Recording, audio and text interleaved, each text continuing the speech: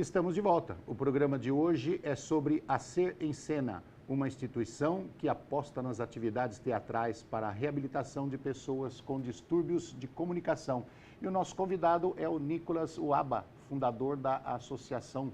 Nicolas, retornando, como é que você descobriu a necessidade de criar uma instituição de teatro, tal, a Ser em Cena, para tratar de afásicos?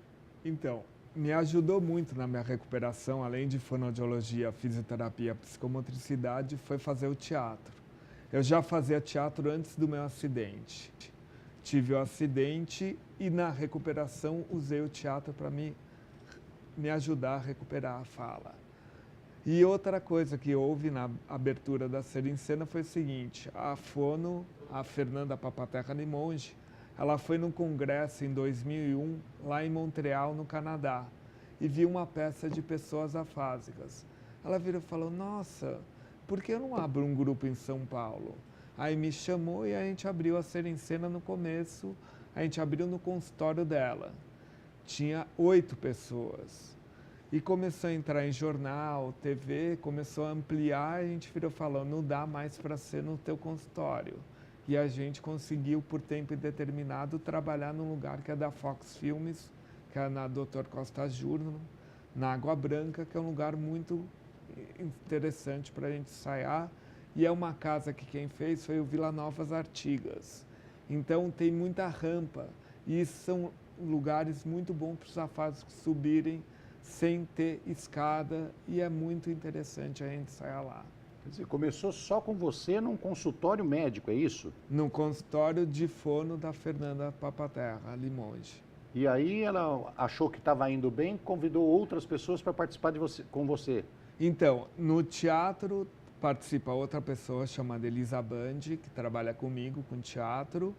E tem de musicalização, tem um cara chamado Júnior. Pessoas diferentes trabalhando em outros elementos na Ser em Cena. Então ela praticamente foi uma cofundadora.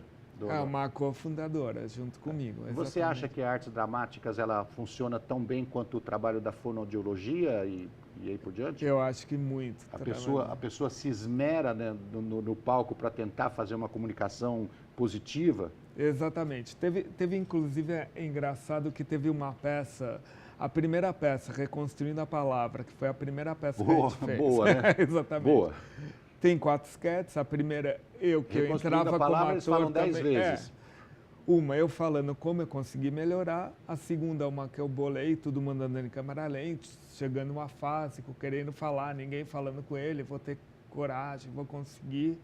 No terceiro era um jogral, que todos falavam palavras, conta as palavras que a Fernanda Papaterra tinha escrito. E o quarto era uma conversa de um bar, que um afásico conta para outro afásico a piada do monge trapista. E lá vai ele de novo contar essa piada. E aí o afásico está contando, ele falou, me deu afasia, e deu afasia mesmo.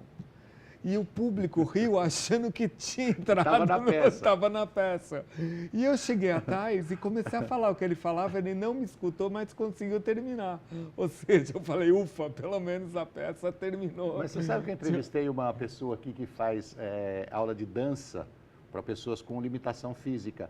E ele disse que também que tem alguns passos que não estava no programa, que aquela pessoa faz, um síndrome de Down ali, dá um passo diferente, que fala, não, eu vou incorporar isso aqui na dança porque ficou perfeito.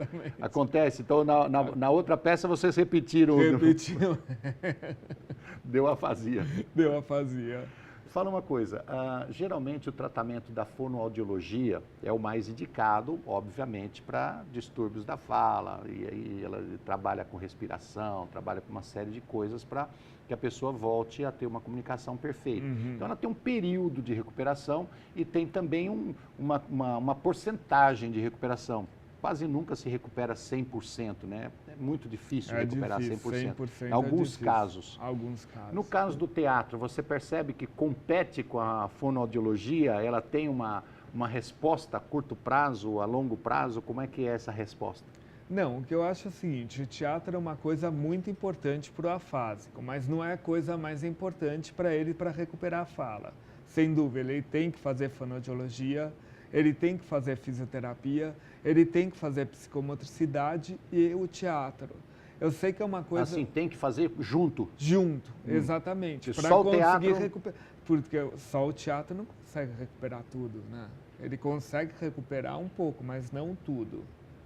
Com a fono, com a física, com a psicomotricidade, aí ele consegue recuperar as coisas. Mas é uma coisa que depende da pessoa e da família com a pessoa. Porque tem muitas famílias que falam, ele não consegue falar, então vamos desencanar. Em vez de dar um ânimo para ele conseguir falar, conseguir se locomover, conseguir ir no bar da frente e falar, me vê um café, já é um passo, um primeiro passo para ele. E muitas pessoas falam, ele não consegue nem falar, deixa eu pedir o café para ele, deixa eu falar tudo que ele fala. Aí ele não vai conseguir recuperar mesmo. Isso é muito importante que o Nicolas está citando, porque geralmente as pessoas têm que ter a consciência, têm que ter a hombridade de falar, olha, eu tenho um tratamento alternativo para isso, ou para aquilo, ou para aquele outro, para qualquer tipo de problema que a pessoa tem, eu tenho um tratamento alternativo, mas olha, não dispensamos os tratamentos médicos. Exatamente. Certo? Então, médico, sempre assim, consulte um médico sempre que você tiver qualquer tipo de problema. Exatamente. O médico é uma coisa muito interessante. Inclusive tem um neurologista que virou e falou, olha, quando eu querer descansar, quando eu não quiser mais trabalhar com neuro, eu quero entrar na Ser em Cena. Ele falou comigo, pode entrar que você vai ajudar a gente muito. Ah, sim, sem dúvida. Um neurologista junto com vocês ajudaria bastante. Ajudaria muito. Você não tem nenhum por enquanto? Por enquanto, já tem não. um candidato? Já tem um candidato que virou e falou... Forte candidato. Forte candidato. Fala uma coisa, o objetivo principal de vocês é o tratamento da afasia, a recuperação. Mas você tem também o objetivo de criar atores? Não, criar atores não. Tem alguns afásicos que eram atores antes, que inclusive eles já vão com aquele papel de ser um grande ator, mas a gente não quer criar o grande ator, não quer que ele entre na Globo sendo o ator principal da novela das 8. Isso não dá também. Mas a gente dá não um dá bom... sim, eu acho que dá. Dá. Sempre tem espaço. É, que é engraçado, que eu tive um curso o mês inteiro com a Alito Alessi, que é um americano que deu Danceability. E quando ele veio dar o curso aqui, um mês inteiro aqui no Brasil, que ele é americano, quem estava dando o curso lá nos Estados Unidos era o cara chamado Emily, que é um cara que tem PC, que baba, que vai de cadeira de rodas, e ele que era o professor de Danceability, considerando todas pessoas normais. Então, mas tem algum componente do seu teatro que você fala assim, poxa, isso daqui dá para encarar uma peça, assim, aquelas profissionais mesmo, que só tem fera, não, dá para encarar? Tem gente que dá para encarar. É? Dá. Os caras são bons? São bons. E tem afasia? Tem afasia. Vai parar no meio, vai esquecer a palavra, mas vai tocar com uma cara de pau. Exatamente. Tem um afásico que está... Porque o artista de teatro tem que ser um pouco cara de pau, né? Exatamente. Se ele pisar na bola, ele tem que encarar a plateia e... Exato. Então, tem um afásico que ele sabe tudo direitinho. Então, você fala para ele, olha, eu quero fazer uma peça que você vai fazer o papel X. Ele consegue, mas, por exemplo, ele consegue decorar tudo. Mas ele tem um ensaio com ele, o negócio, você vai para o lado direito, ai que frio que está aqui. Você vê 3 meses e fala, não está legal você ir para o lado direito, você vai para o lado esquerdo, ai que frio está aqui. O cara, pera um pouco, cara, eu só a fase, o meu não vai trocar de lugar que eu não consigo mais decorar. Assim. Quantas pessoas vocês atendem hoje? Então, 70 pessoas e está ampliando mais ainda. Elas têm quantas horas de trabalho por dia lá? Então, o teatro, que é a coisa principal, que é o teatro, é de 2h30 a 3 horas por semana. Fora isso, tem dança, que é 1 hora, psicomotricidade 1 hora e musicalização, que são 2 horas. Que eles podem entrar em tudo também. Não é obrigado a só entrar no teatro, pode entrar em outras coisas. Qual é o tempo máximo que a pessoa pode ficar lá? Vamos colocar que eu falo assim, eu quero fazer tudo.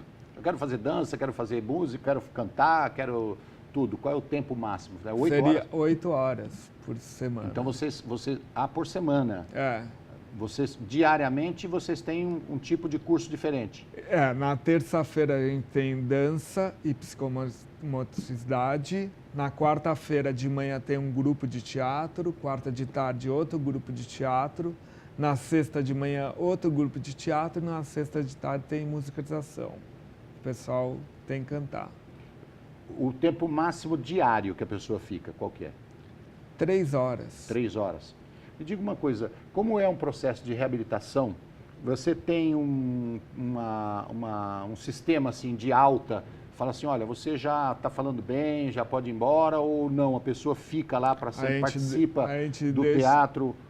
A gente deixa eles participarem o resto da vida deles. É muito engraçado. Por exemplo, tem pessoas que morrem. E é uma coisa estranha, né? Que eu ligo para o filho, eu falo, pô, que coisa... Fala, você não sabe quanto o meu pai ficou contente em trabalhar na Ser em Cena. O tempo que ele... Você faz uma peça, essa peça terminou, olha, teve uma temporada. Fizemos a peça, apresentamos durante 5 meses a temporada daquela peça. Terminou. Você vai pegar os mesmos artistas e fazer outra peça, muda? A gente sempre muda a peça. A cada 2 anos a gente muda a peça.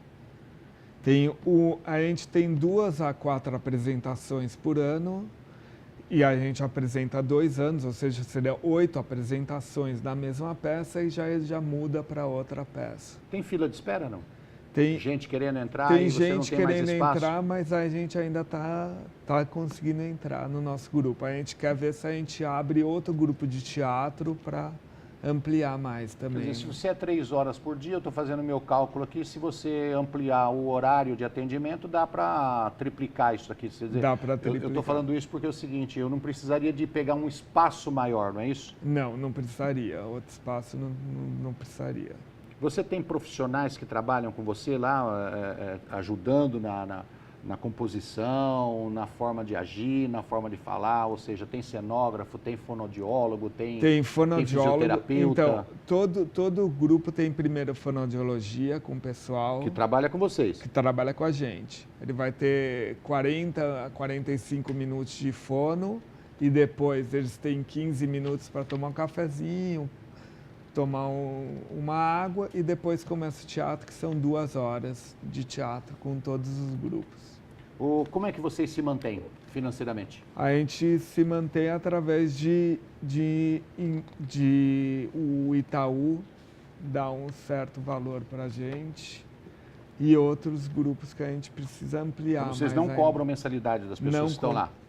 Absolutamente nada, cobra deles. Nicolas, infelizmente o nosso tempo está acabando. Eu queria que você deixasse os contatos para o pessoal que quer conversar com vocês, saber mais a respeito da Ser em Cena. Facebook, comunicação em geral, telefone, o e-mail e tudo mais. O nosso site é www.serencena.org.br e o telefone é 11 São Paulo 3801-8166 para ligar para a gente e conversar com a gente.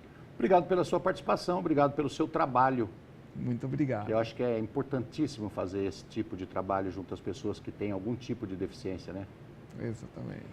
E obrigado a você que nos acompanhou no programa de hoje. Se você quiser rever esse ou qualquer outro dos nossos programas, acesse saopaulo.sp.leg.br/TV Câmara SP ou um dos nossos canais nas mídias sociais. Até a próxima, TV Câmara São Paulo. Assista, fique sabendo.